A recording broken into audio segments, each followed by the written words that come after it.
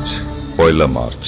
আজকের উল্লেখযোগ্য বিষয়, 1819 সালে শ্রীরামপুরে উইলিয়াম কেরি, জোশিয়া মার্সম্যান এবং William Ward bank of Serampore প্রতিষ্ঠা করেন।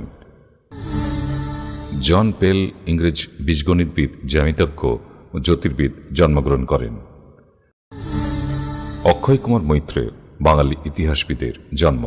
কৈসার ই হিন্দ CII অক্ষয় কুমার মৈত্রেয় জন্মগ্রহণ করেন ১লা মার্চ 1861 খ্রিস্টাব্দে, মৃত্যু 10ই ফেব্রুয়ারি 1930 খ্রিস্টাব্দে। সিমলা, নদিয়াতে জন্ম অক্ষয় কুমার মৈত্রেয়। কুমারখালী, রাজশাহী ও কলকাতায় পড়াশোনা করেন 3 ভাগে।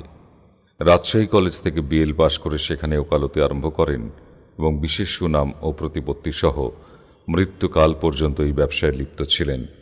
তিনি বাংলা ও সংস্কৃত সাহিত্য সম্বন্ধে গভীর পাণ্ডিত্যপূর্ণ বিবিধ প্রবন্ধ রচনা করেন, কিন্তু ঐতিহাসিক রচনাবলীর জন্য বিশেষভাবে খ্যাতিমান হন। সিরাজদৌল্লা ও মীর কাসিম তার দুখানি উল্লেখযোগ্য ঐতিহাসিক গ্রন্থ। মূল দলিল দস্তাবেজের সাহায্যে বিজ্ঞানসম্মত প্রণালীতে বাংলা ভাষায় ইতিহাস রচনার তিনিই পথিকৃৎ। ভারতী, বঙ্গদর্শন, সাহিত্য, প্রবাসী প্রভৃতি পত্রিকায় নিয়মিত লেখক ছিলেন অক্ষয় কুমার মৈত্রেয়।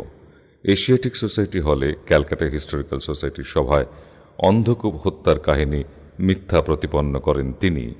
1899 খ্রিস্টাব্দে রবীন্দ্রনাথের সহায়তায় ঐতিহাসিক চিত্র নামে একখানি ত্রৈমাসিক পত্রিকা প্রকাশ ও সম্পাদনা করে বাংলা ভাষায় সর্বপ্রথম বিজ্ঞানসম্মত ইতিহাস আলোচনার প্রবর্তন করেন তিনিই প্রথম।